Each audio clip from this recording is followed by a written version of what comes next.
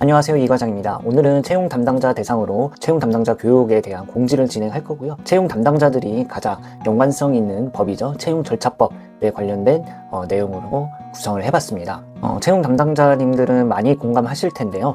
면접관분들이 분위기 풀어보신다고 약간 당황스러운 질문을 면접자들한테 하는 경우가 종종 있습니다. 그 가벼운 질문 하나로 인해서 법적인 리스크와 그리고 회사에 대한 브랜드 이미지에 대한 실추가 있을 수 있다는 점 당연히 알고 계시죠? 하지만 면접관분들에 대한 인식을 개선하기에는 상당히 힘들 수도 있습니다. 그런 분들을 저희가 인식을 개선하는 활동들이 우리 업무 중 하나다 라는 것에 대한 사명감을 가지고 업무에 임해 주신다면 조금 더 우리가 발전할 수 있는 계기가 되지 않을까 싶습니다. 그 면접관분들이 이런 얘기를 할 수 있습니다.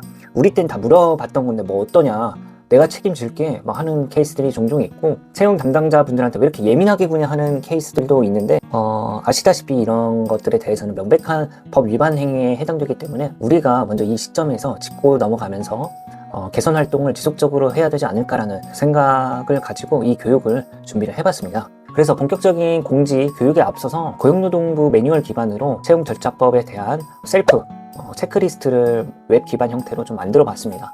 여러분들한테 당연히 무료로 제공을 해 드릴 테니까 고정 댓글이라든지 설명 더보기란에서 링크를 통해서 한번 접속해 보셔서 체크리스트를 확인해 보시고 개선 활동에 대한 피드백도 당연히 있으니까요. 그거 참고하셔서 개선 활동 하시면 좋을 것 같습니다. 자, 그럼 리스트까지 챙겼으니까요. 저랑 함께 채용절차법과 관련된 주요 이슈 Q&A 형태로 10가지만 한번 얘기를 나누면서 진행을 해보도록 하겠습니다. 1대 상급자가 특정 지원자의 이력서를 건네며 이 친구 이번에 꼭 좀 신경 써줘 라고 부탁합니다. 이 부분은 임원분이라든지 아니면 고위급 상사라든지 이런 분들이 채용 담당자나 팀장님들한테 요청하는 케이스가 종종 있긴 합니다. 그래서 입사 지원서를 주면서 이 지원자 좀 잘 살펴봐달라. 이 지원자 붙으면 너한테도 분명히 좋은 일이 생길 거다라는 형식의 사례가 있는데요. 이 부분은 사실상 공정한 경쟁을 방해하는 채용 청탁에 해당이 됩니다. 그래서 단순히 면접 기회라든지 이런 입사 지원서를 개별적으로 전달을 한 경우에도 채용 공정성을 해쳤다면 이는 채용절차법 제4조의 2 채용 강요 등의 금지에 위반될 수 있고요. 위반 시 최대 3천만 원의 과태료가 집행될 수 있으니까 참고해 주시면 좋을 것 같습니다. 공고에는 연봉을 높게 적었는데 면접 때 슬쩍 낮춰서 제안해도 될까요? 우수한 인재를 확보하려고 신입 초봉 연봉 7천 이렇게 기재해놓고 실제로 그 지원자들이랑 협상할 때는 5천만 원이다, 그리고 2년 계약 이후에 7천만 원까지 생각해 볼 수 있다, 이렇게 기존에 공고를 냈던 금액보다 좀 낮게 좀 협의를 하려고 하는 경우들인데요. 이 부분은 사실 구직자를 기만하는 행위입니다. 그리고 이거는 진짜 기업에 대한 신뢰도를 떨어뜨리는 대표적인 잘못된 행위 중에 하나라고 저는 생각이 듭니다. 그래서 이거는 채용절차법 제4조의 2를 보시면 채용 광고를 통해서 그 불리한 조건을 변경하는 금지 문항이 있습니다. 그래서 이 부분을 위반할 때 최대 500만 원의 이하가 과태료가 집행될 수 있으니까 좀 유의를 해주셨으면 좋을 것 같습니다. 결혼은 하셨나요? 아이 키우며 야근 가능해요? 이런 질문이 왜 금지인가요? 이 부분은 특히 여성 지원자들한테 질문을 굉장히 많이 하는데요. 결혼했냐, 남자친구 있냐, 남편 뭐하냐, 자녀 계획 있냐, 이런 거 위주로 물어보는데, 면접관분들은 업무에 대한 몰입도를 확인하기 위해서 이런 경우의 수를 여러 가지를 질문을 한다고 합니다. 하지만 이것도 명백한 법 위반 행위이고요. 사실 제가 생각하기엔 이런 질문들이 직무와 무슨 연관이 있는지는 잘 모르겠습니다. 그러니까 이 부분도 채용절차법 제4조의 3의 개인정보 수집 금지에 위반되는 행위이고요. 이걸 위반할 경우에는 최대 500만 원 이하의 과태료가 부과될 수 있다는 점을 참고해 주시면 좋을 것 같습니다. 아버지는 뭐 하시는 분인가요? 라고 묻는 게 분위기를 푸는데 도움이 되지 않나요? 이 부분도 좀 비슷한 사례인데요. 긴장을 풀겠다는 의도로 부모님 뭐 하시냐, 부모님은 재산 많이 모아뒀냐, 재산 많이 모아뒀으면 너가 굳이 이 일을 하면서 스트레스 받으면 빨리 그만두는 거 아니냐, 이러한 케이스들입니다. 사실 말이 안 되죠. 그래서 좀 약간 나이 드신 면접관분들이 이런 질문들을 좀 많이 하는데, 그 지원자의 실력을 검증하기보다는 그 직무와 관련된 수준을 확인하기보단 뭔가 그 지원자의 배경을 알고 싶어하는, 그 배경이 완벽히 갖춰져 있으면 이 지원자는 뭔가 완벽한 지원자일 것이다라는 이런 생각을 하시는 분들이 종종 있습니다. 이것도 채용절차법 제4조의 3 의거에서 직계 좀비속 및 형제 자매의 개인정보 수집 금지란 문항이 있습니다. 그래서 이 부분도 위반할 때 과태료 최대 500만 원 이하의 과태료가 집행될 수 있으니까 항상 조심히 질문하는 습관을 가지실 필요가 있을 것 같습니다. 본적이나 고향이 어디인가요? 지역을 묻는 것도 법 위반인가요?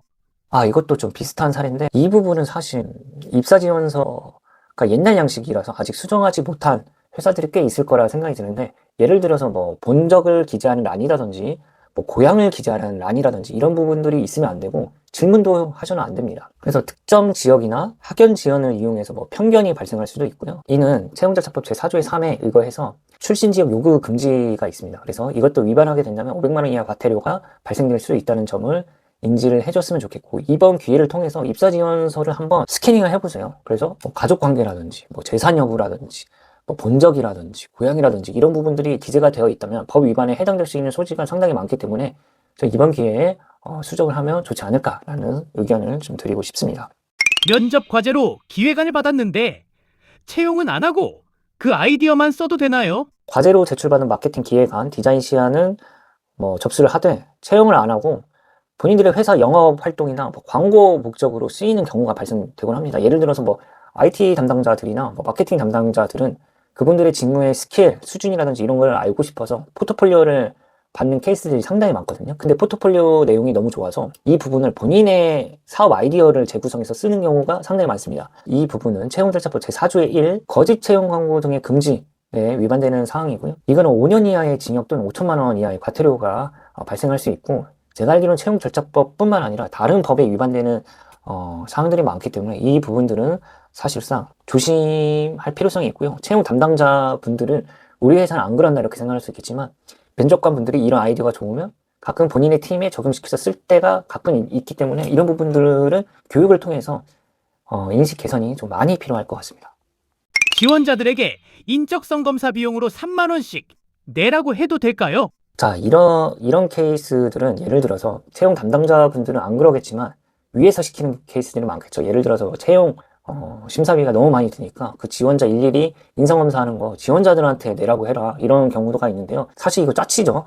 짜치는 케이스고, 이거는 채용절차법 제9조 채용 심사 비용 부담 금지라는 위반 사항에 해당이 되고요. 과태료는 최대 300만 원 이하가 집행될 수 있습니다. 자, 여러분들이 생각할 때 그 지원자들한테 돈을 내라고 하는 이러한 케이스는 참 아쉽죠.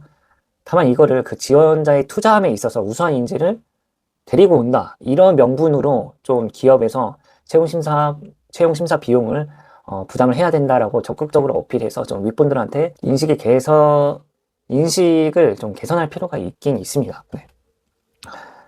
지원자가 면접 때 냈던 포트폴리오 원본을 돌려달라고 하면 줘야 하나요? 자, 이거는 불합격자가 직접 만든 작품집, 뭐 포트폴리오라든지 원본을 돌려달라 요청했는데 회사에서 귀찮다는 이유로 이미 폐기했다 그러고 답변을 안 하는 케이스인데요. 구직자가 요구하면 오프라인으로 접수된 채용 서류는 반환할 의무가 있습니다. 여러분. 채용절차법 제11조 채용 서류의 반환에 의거해서 지원자 구직자가 요청할 경우 채용 서류는 반환을 해줘야 되고요. 자, 거절할 경우 최대 300만 원의 과태료가 집행될 수 있으니까 이 점 참고해 주시면 좋을 것 같습니다.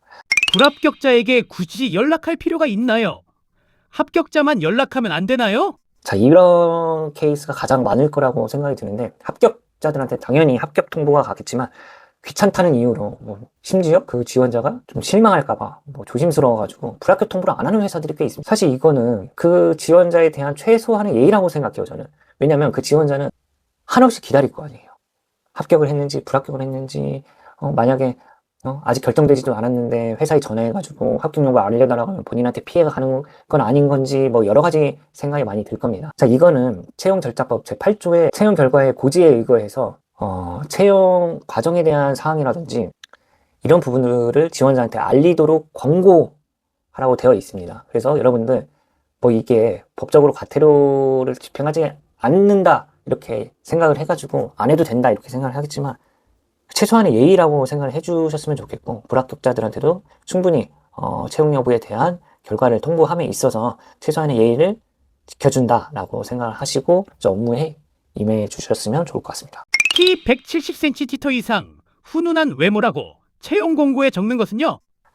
자, 마지막으로 직무와 아무런 상관없는 신체 조건을 요구하는 케이스인데요. 이는 사실 차별하는 겁니다. 차별하는 거고, 채용절차법 제4조의 3 신체 조건 등의 수집 금지가 되어 있습니다. 그래서 이거 위반하시게 되면 이것도 최대 500만 원 이하의 과태료가 집행될 수 있다는 점을 알고 계시면 좋을 것 같습니다. 자, 오늘 요약하자면 딱 한 가지 말씀을 드리고 싶습니다. 그래서 면접관분들이 면접 질문하실 때 이 질문이 이 지원자의 직무와 연관성이 있는지를 잘 판단하시고 질문을 하셔야 법적 리스크를 예방할 수 있고요. 그리고 조심해야 될 점이 구직자들이 신고하겠어 이런 생각 하실 수도 있지만 요즘의 지원자들 권리의식이 상당히 높고 채용 절차법 꿰뚫고 있습니다. 그래서 그 지원자가 면접을 보고 면접이 상당히 불편했는데 불합격까지 이어졌다. 그러면 신고할 가능성은 상당히 높아지겠죠? 이거 조심하셔야 되고요. 그리고 제가 처음에 말씀드린 고용노동부 매뉴얼 기반으로 만든 웹 기반 셀프 체크리스트를 링크를 걸어 두었으니까 한번 채용 담당자 분들은 한번 체크를 하시고 우리 회사에서 리스크는 무엇인지 그리고 앞으로 개선해야 될 점, 보완할 점 무엇인지를 파악을 해주셨으면 좋겠습니다. 자, 오늘의 공지사항은 여기까지입니다. 이상 이 과정이었습니다. 공지 끝! 이 과장의 공지사항입니다. 이 과장의 공지사항입니다. 집중! 이 과장의 공지사항